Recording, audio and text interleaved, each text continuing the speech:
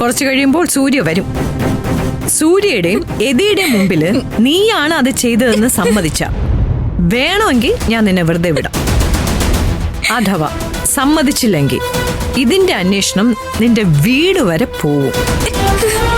നിന്റെ അച്ഛനുണ്ടല്ലോ ആ സുദേവൻ, അയാളും ഈ പണത്തിന്റെ പേരിൽ സീറ്റ് കൈപ്പറ്റിയ നിന്റെ അനുജത്തി പോലീസ് സ്റ്റേഷനിൽ ചെന്നിരിക്കേണ്ടി വരും.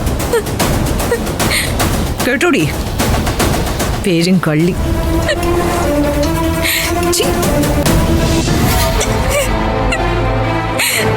ഡാഡി നിന്നെ കൈവിട്ടെങ്കിലേ ഈ വിഷയത്തിൽ സൂര്യ നിന്നെ കൈവിടും. പിന്നെ നിനക്ക് ശേഷിക്കുന്ന മാർഗം ഇവിടുന്ന് ഇറങ്ങുക എന്നുള്ളതാ. പക്ഷേ ഇവിടുന്ന് കട്ടെടുത്ത പണം തിരികെ കൊണ്ടുവരണം. ഇവളുടെ കുടുംബത്തിനെ മൊത്തം തൂക്കി വിറ്റാ കിട്ടോ 2 ലക്ഷം രൂപ. ആന്റി പറഞ്ഞത് മര്യാദയ്ക്ക് അനുസരിച്ചോ, അതാ നിനക്ക് നല്ലത്. വാ.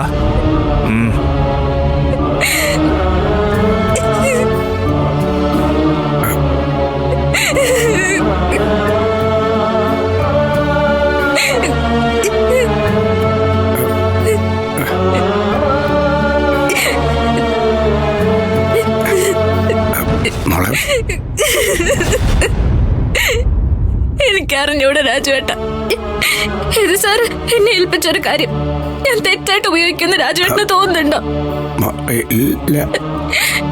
ആർക്കാ രാജുവേട്ട എന്നെ ഇങ്ങനെ കൊല്ല ചെയ്യണ്ടേ? എന്റെ കുടുംബം ഇവിടെ വന്ന് താമസിച്ചതല്ലേ പ്രശ്നം. അതുകൊണ്ടല്ലേ അവരും ചേർത്ത് ഇങ്ങനെ പ്രതികളായിട്ട് സംസാരിക്കുന്നത്. എനിക്ക് മടുത്തു രാജുവേട്ട. ഇതിലും ഭേദം അവരെല്ലാരും കൂടി എന്നെ കൊന്നോട്ടെ.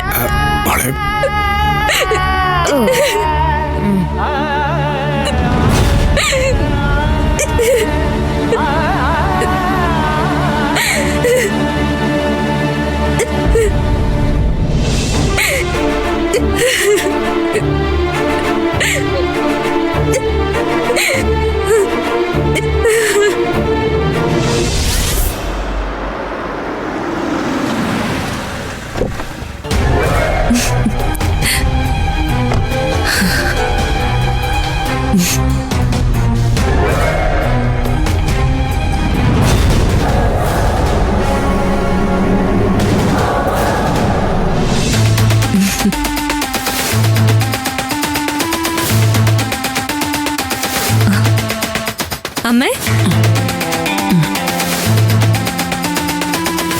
എന്താ അമ്മയ്ക്ക് സുഖമില്ലേ? ഏയ് ഒന്നുമില്ല. ആരുമില്ലാതെ വെറുതെ ഇവിടെ ഇരുന്നപ്പോ ഉറക്കം വന്നു.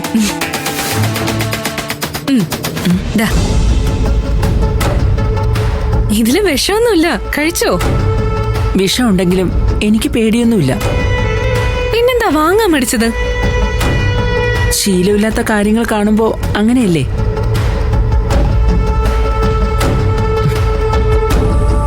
സൂര്യയുടെ വീട്ടില് ഇന്ന് വലിയ പ്രശ്നം നടന്നു. സൂര്യയുടെ അമ്മയില്ലേ, അവളെ അവിടുന്ന് അടിച്ചിറക്കാൻ തീരുമാനിച്ചു എന്നാ പറയുന്നേ.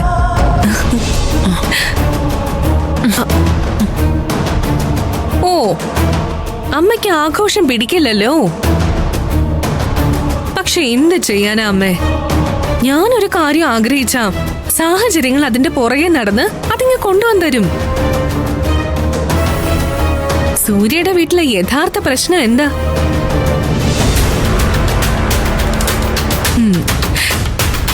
പ്രശ്നം എന്താണെന്ന് അറിയോ? നന്ദനയുടെ അനുജത്തിക്ക് കിട്ടിയ സ്കൂളിലെ സീറ്റ്, ഞാൻ വാങ്ങിച്ചു കൊടുത്ത സ്കൂളിലെ സീറ്റ്. ഈ ഒരൊറ്റ സംഭവത്തോടെ സൂര്യയുടെ വീട്ടിൽ നിൽക്കാനുള്ള അവളുടെ അവസാനത്തെ വേരും നഷ്ടപ്പെട്ടു. ഒരുപക്ഷെ നാളെ അല്ലെങ്കിൽ അതിനടുത്ത ദിവസം അവൾ അവിടുന്ന് ഇറങ്ങും. വെറുതെയല്ല, ഒരു പെരുങ്കള്ളി എന്ന മേൽവിലാസം തലയിൽ വെച്ചുകൊണ്ട്.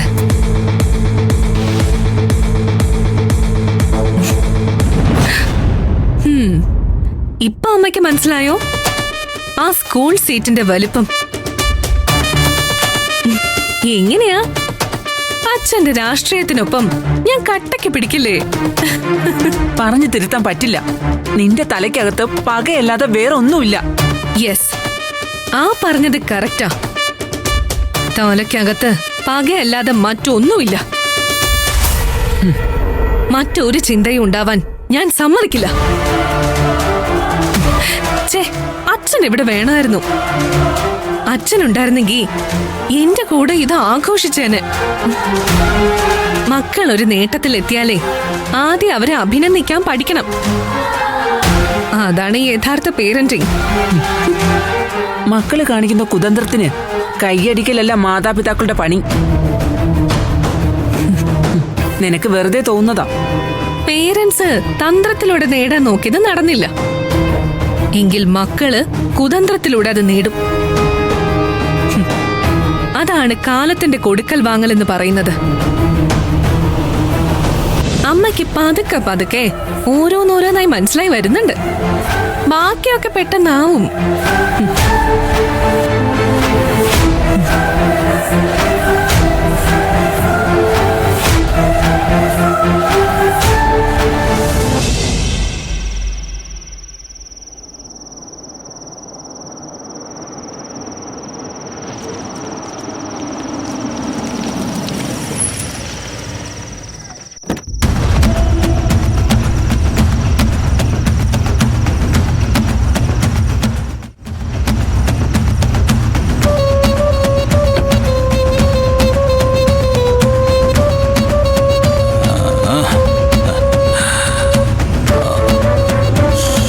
നന്ദനേ,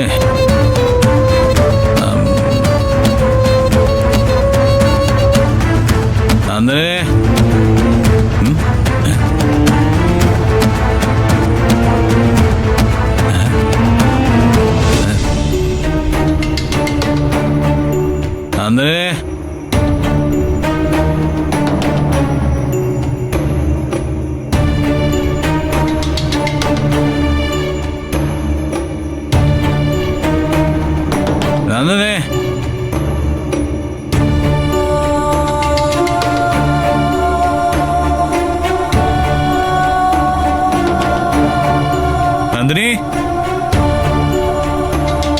നന്ദിനി, നന്ദിനി, നന്ദിനി, നന്ദിനി, നന്ദിനി എവിടെയാ?